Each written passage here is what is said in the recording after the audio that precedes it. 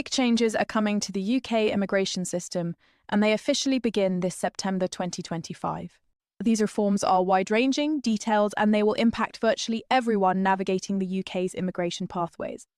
Whether you're applying for indefinite leave to remain, seeking permanent residency, renewing your visa, or simply planning to come to the UK in the near future, these new rules could significantly affect your timeline, your legal status, and even your right to remain in the country. The Home Office has made it clear, from higher income requirements to stricter travel limits to a full transition to digital-only immigration status, the system is about to change in fundamental ways. In this report, we'll break down everything you need to know about these updates, what's changing, why it's happening, and what it could mean for you so you can stay ahead of the curve and protect your status before it's too late. Let's begin with the most talked about change, the rise in income requirements for settlement and certain visa renewals. As of September 1st, 2025, the UK government is officially increasing the minimum income threshold for several visa categories, particularly the skilled worker visa and partner visas under the family route. For skilled worker visa holders applying for indefinite leave to remain, the minimum salary must now be at least £30,000 per year, up from the previous £26,200.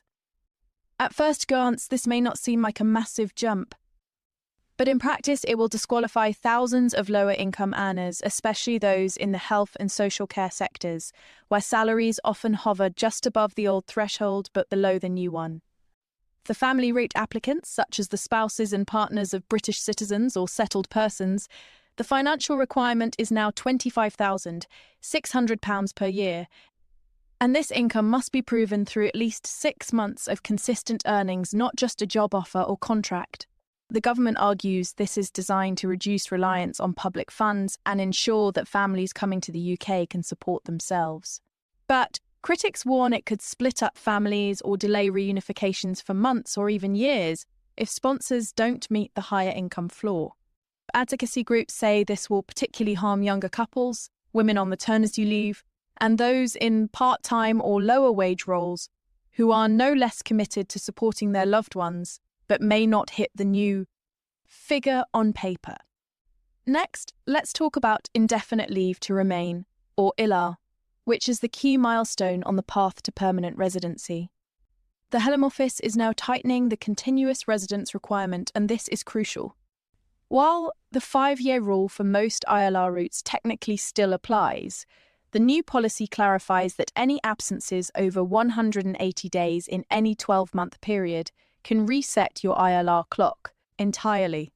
That means if you've been travelling for work assignments, personal emergencies, or even extended holidays, you will need to carefully track and justify your time spent outside the UK, or risk being told to restart your 5-year qualifying period from scratch.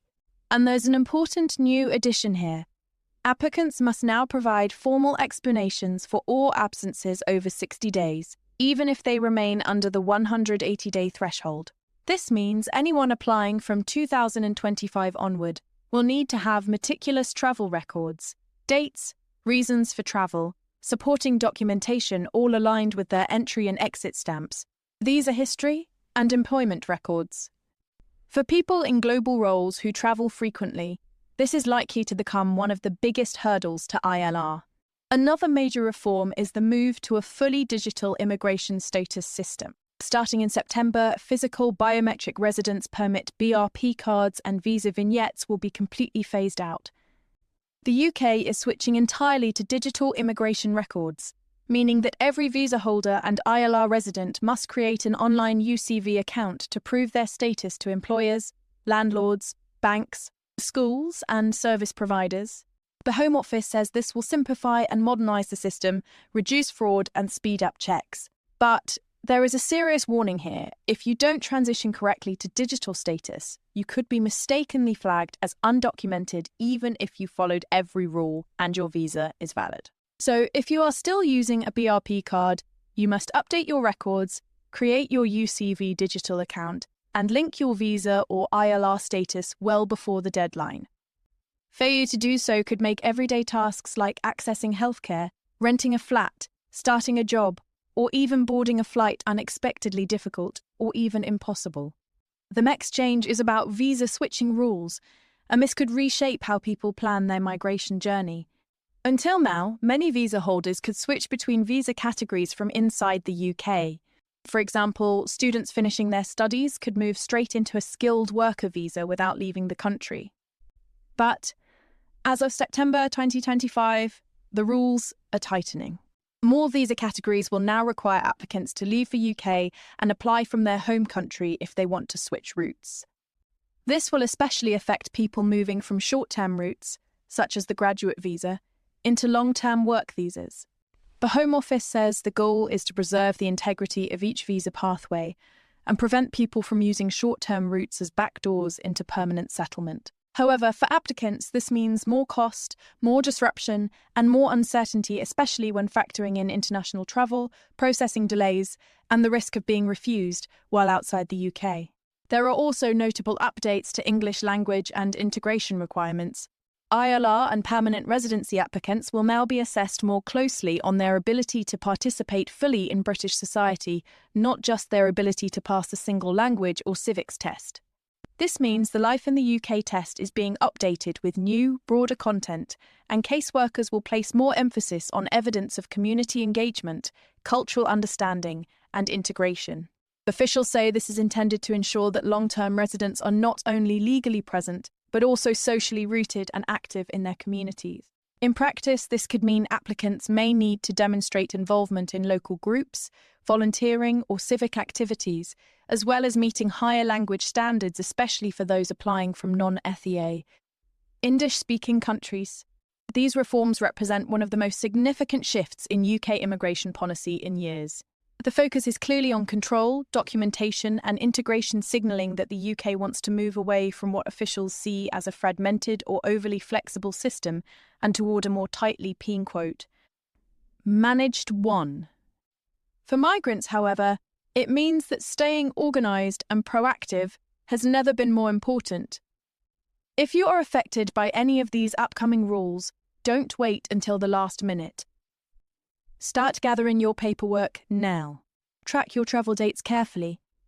Make sure your income records and payslips are up to date and easy to verify.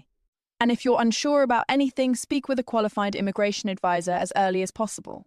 These rule changes are complex, and a small mistake could lead to a refusal or delay that disrupts your entire future in the UK.